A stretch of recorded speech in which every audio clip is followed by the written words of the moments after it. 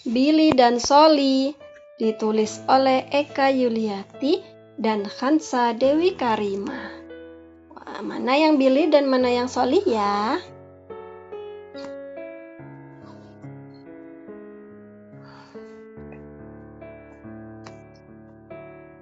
Billy, jagalah adikmu karena dia seorang albino. Saat bermain di luar, hindarkan dia dari panas terik. Saat keluar, ingatkan untuk pakai kacamata, tabir surya, baju lengan panjang, dan celana panjang untuk melindungi kulitnya. Bapak dan Mama. Bab 1. Di rumah menara. Kak, main gangsing di luar yuk, ajak Soli. Di luar terlalu panas, tidak baik untuk kulitmu, jawab Billy. Kalau begitu main mobilan-mobilan saja, kata Soli. Tidak, kata Billy. Hari ini kita sudah main 100 kali. Aku capek. Kita main di dalam rumah saja ya, kata Billy. Tidak mau, jawab Soli. Kalau begitu, kamu main sendiri saja. Aku ingin menjadi batu ajaib. Billy naik ke loteng. Jangan, kakak tidak boleh berubah menjadi batu, teriak Soli sambil mengejar kakaknya ke loteng. Billy naik ke loteng, menutup dirinya dengan selimut. Hei monster, bangun, kata Soli. Aku bukan monster, aku adalah batu dan batu tidak bisa bangun, jawab Billy dengan suara yang diberatkan. Kalau batu kenapa bisa bicara? Tanya Soli. Aku batu ajaib, aku bisa bicara, tapi aku tidak bisa bergerak, jawab Billy. Batu ajaib itu membosankan, kata Soli. Kamu tidak pernah menjadi batu ajaib, kata Billy. Jadi kamu tidak mendapatkan keseruannya. Billy membuka selimutnya, kemudian membungkus adiknya menjadi satu. Sekarang kita adalah 2 batu ajaib yang sedang menjadi satu, kata Billy. Tapi kapan keseruannya dimulai? Tanya Soli. Nanti setelah kita benar-benar diam, kata Billy. Perlahan mereka berdua pun tertidur. Bab 2. Mencari nyale. Pagi ini masyarakat ramai berkumpul mencari nyale di sepanjang pantai Pulau Lombok.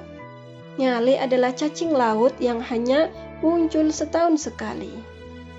Di Sumba mencari nyale adalah tradisi turun-temurun. Orang-orang pergi ke pantai untuk mencari nyale, termasuk Billy dan Soli. Semua orang sudah masuk ke air, kecuali Billy. Billy takut dengan nyale. Tekstur nyale yang lembek, panjang dan berlendir membuat Billy geli. Kakak, ayo sini, ajak Soli. Tidak usah takut. Billy tetap diam di pantai. Tidak, kata Billy. Nyale itu terlalu lembek dan berlendir. Lihat warnanya, teriak Soli. Seperti mie rebus. Putih, hitam, hijau, kuning, dan coklat. Ih, kata Billy jijik. Namun dia membayangkan mie rebus yang enak, lalu dia melangkah sedikit lebih dekat. Soli mengoleskan nyale ke seluruh tubuhnya dan tertawa. Billy lebih mendekat lagi. Mereka lembut banget, kata Soli. Billy menyentuh satu cacing hijau dengan jarinya. Soli berbaring di pasir dan meletakkan segenggam nyale di perutnya. Nyale-nyale itu menggeliat. Nyale-nyale menggelitikku. Soli tertawa-tawa. Billy ikut berbaring di pasir. Dia menaruh beberapa nyale juga di atas perutnya. Nyale-nyale itu menggeliat sehingga membuat Billy tertawa-tawa. Berkat Soli, akhirnya Billy tidak takut nyale lagi. Bab 3. Pasola. Sore hari, saatnya perayaan Pasola. Aku suka Pasola, kata Soli. Aku tidak sabar ingin melihat tarung kuda, kata Billy. Kak, beli mainan kuda kayu dulu yuk, ajak Soli. Nanti saja, sekarang ikuti aku. Aku tidak mau kamu terinjak kuda, kamu mengerti? Soli, Billy mengingatkan. Namun Soli tidak menjawab. Soli, Billy melihat sekeliling. Soli. Billy tidak bisa menemukan Soli di mana-mana. Dia tidak ada di barisan paling depan, juga tidak ada di kerumunan orang. Apa yang terjadi? Oh tidak, Billy khawatir. Bagaimana kalau Solly takut? Bagaimana kalau kulit Solly terbakar matahari dan dia menangis kesakitan? Bagaimana jika Solly tertendang kuda pacu? Solly, Solly, teriak Billy. Sudah waktunya pulang. Billy ingin meminta Ksatria Pasola untuk mencari Solly sambil naik kuda. Sebentar, Billy teringat sesuatu. Kuda! Kuda? Dia berlari ke arah penjual kuda kayu. Namun ada banyak sekali penjual kuda kayu. Setelah lama mencari, akhirnya Billy berhasil menemukan Solly sedang bermain kuda-kudaan. Ah, Solly, seru Billy riang. Bapak penjual memberiku hadiah ini karena aku membantunya menjual banyak kuda kayu. Solly menjelaskan. Setelah itu mereka bergiliran naik kuda, saling mendorong dan berpura-pura sebagai Ksatria Pasola. Ke sekolah. Mama dan Bapak sedang berada di luar rumah. Dan sebelum kembali, Billy berkata kepada Solly, "Aku harus pergi ke sekolah. Aku tidak mau ketinggalan lanjutan cerita Bu Guru tentang burung hantu." "Aku ikut," kata Solly. "Aku janji akan jadi anak yang baik." "Ayo berangkat," ajak Billy. Saat sudah berada di kelas, Bu Guru pun bercerita tentang burung hantu. Pertama-tama, Solly bersikap baik. Dia duduk dengan tenang dan mendengarkan cerita dengan baik. Namun, ketika sampai di bagian yang lucu, dia tertawa paling keras. Dia menjawab pertanyaan Bu Guru dengan berteriak, "Ibu, burung hantu bisa melihat hantu," kata Solly. Semua siswa tertawa. Solly sering berkomentar sesukanya. Billy mulai khawatir.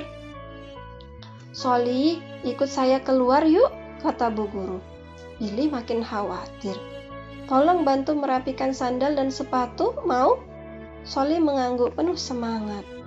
Saat menunggu Billy di luar kelas, Solly menyusun sandal dan sepatu milik siswa sesuka hatinya.